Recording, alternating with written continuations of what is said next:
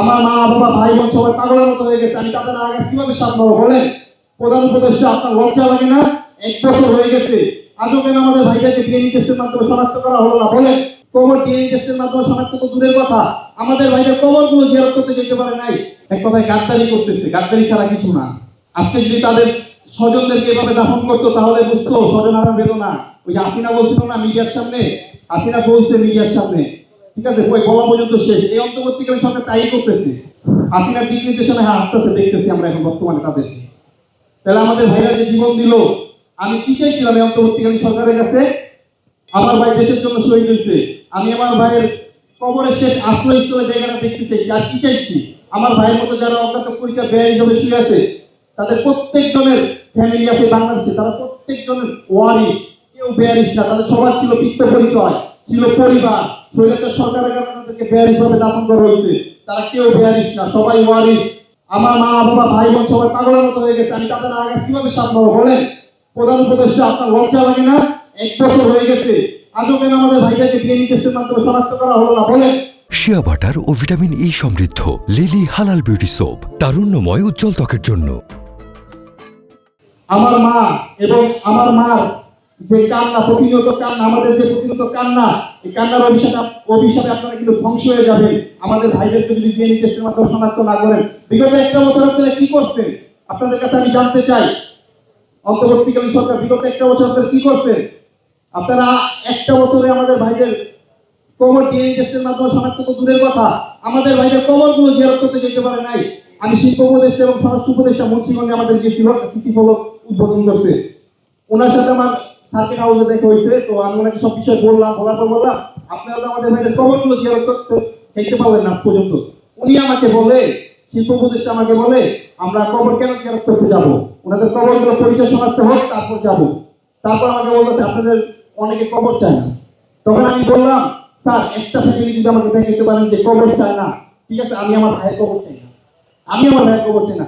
আপনার ছেলেকে যদি এভাবে দাফন করা হইতো, এভাবে মেরে গুম করে দাফন করা হইতো, তাহলে আপনি কি বলতেন যে আমি আমার ছেলের কবর চাই না? একটা কথা মাথায় রেখেন, আল্লাহ ছাড় দেয়, ছাইরা দেয় না। দুনিয়ার বিচার দুনিয়ায় দেখানো হবে। আপনারা রক্তের উপরে দাঁড়িয়ে কেন আজ 1 বছর হয়ে গেছে, 1 বছরের উপরে হয়ে গেছে, আমাদের ভাইদের কবরগুলো কেন শনাক্ত করলেন না? 18 জুলাই আমার ভাই মারা গেছে, 18 জুলাই আমার ভাই মারা গেছে। আমি 18 জুলাই রায়েরবাজার বুদ্ধিজীবী কবরস্থানে গিয়ে কি বলবো আপনাদেরকে বলেন? অজরে কান্না করছি, কিন্তু আমার ফ্যামিলিকে আমি দেখাইতে পারি নাই। আমি কোন কবরে জিয়ারত করবো, কোন কবরটা আমার ভাইয়ের, আমি সেটা জানি না। আমার ভাইয়ের সেই জায়গাটুকু দেখতে পারিনি আমরা, এক মুঠো মাটিও কবর দিতে পারিনি পরিবারের কেউ। এমনকি রায়েরবাজার বুদ্ধিজীবী কবরস্থানে 4 নম্বর ব্লকে 114টি কবর, আজও জানি না আমার ভাইয়ের কবর কোনটা। এবং আমার ভাইয়ের মতো ওখানে যে 113 জন আছে, তাদের সবার পিতৃ পরিচয় আছে, পরিবার আছে, তারা পাগলের মতো প্রতিনিয়ত খুঁজতেছে, কিন্তু তারা খোঁজ পাইতেছে না, তারা আঞ্জুমানও ছিল না। এই গণ অভ্যুত্থানের পর থেকে আজও অনেক ফ্যামিলি স্বজনরা নিখোঁজ, তাদের কি হয়েছে? আমি কি বলছি, আমি অন্তর্বর্তীকালীন সরকার এমনও বলছিলাম যে আপনারা সিরিয়াল অনুযায়ী, মানে 114টা কবর, কিন্তু কবরের ভেতরে কয়জন করে দাফন করেছে না আজও আমরা জানি না।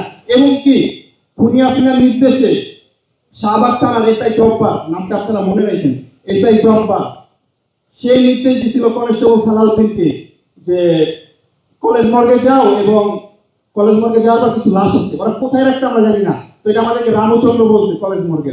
তো রামচন্দ্র নাকি কনস্টেবল সালাউদ্দিনকে জিজ্ঞাসা করছিল যে এই লাশগুলো তো রাখার জায়গা আছে, এই লাশগুলো কেন নিতেছেন? তো আমাদের উপর থেকে অর্ডার আসছে, এই লাশগুলো আমরা নিয়ে যাব। আর হাসিনার তো প্ল্যান ছিল তখন আমাদের ভাইদেরকে নির্মমভাবে হত্যা করছে। আপনি তো বুঝতেই পারছেন, যে ছবিটা তো দেখছেন। আমার ভাইয়ের মতো কত মানুষকে যে তারা খুন করছে, সেটা গুণে শেষ করা যাবে না। আমার ভাই সহ যাদেরকে খুনি হাসিনা এবং খুনি হাসিনার যে দল, যে মির্জাফর দল, ঠিক আছে, আমাদের ভাইদেরকে নির্মমভাবে হত্যা করছে, তাদের বিচার আমি চাই এই বাংলাদেশে। আর এই বাংলাদেশে বিচারের কোনো ওয়ে দেখতেছি না। আমি নামাজ পড়ে প্রতিনিয়ত আল্লাহর কাছে একটা কথা বলি, হে আল্লাহ, আমার ভাই সহ যাদেরকে এই খুনি হাসিনা এবং খুনি হাসিনার পুলিশ বাহিনী, ছাত্রলীগ, আওয়ামী লীগ, যুবলীগ, যারা নির্মমভাবে হত্যা করছে এবং আমাদের সেই জায়গাটুকু দেখতে দেয় নাই, এবং 1 বছর হয়ে গেছে, আজও জানি না আমার ভাইদের কবর কোনটা। আমি কোন কবরে আমার ভাইয়ের, কোন কবরে গিয়ে আমি জিয়ারত করবো? আমার মাকে আমি কি বলে সান্ত্বনা দিব বলেন? আমি আল্লাহর কাছে প্রতিনিয়ত বলি, আল্লাহ আপনি এটার বিচার করবেন। এবং আরেকটা কথা বলি, আমাদের ভাইদের রক্তের উপর দাঁড়িয়ে যে অন্তর্বর্তীকালীন সরকার, তাদের কথা বলি, তাদের বিচার আল্লাহ করবেন।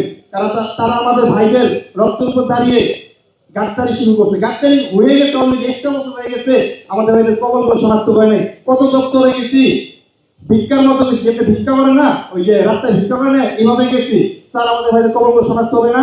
তারা আমাদের আশ্বাস দিচ্ছে, আশ্বাস দিতে দিতে 1টা বছর হয়ে গেছে। এবং ইনাম ভাই জানে, বসুবিধি ছাত্র আন্দোলনের ইনাম ভাই জানে, উনিও তো এটা নিয়ে কাজ করছে। কত দপ্তরে ওনারা গিয়েছে, কোনো ফায়দা নেই, সবাই মিথ্যা আশ্বাস দিচ্ছে।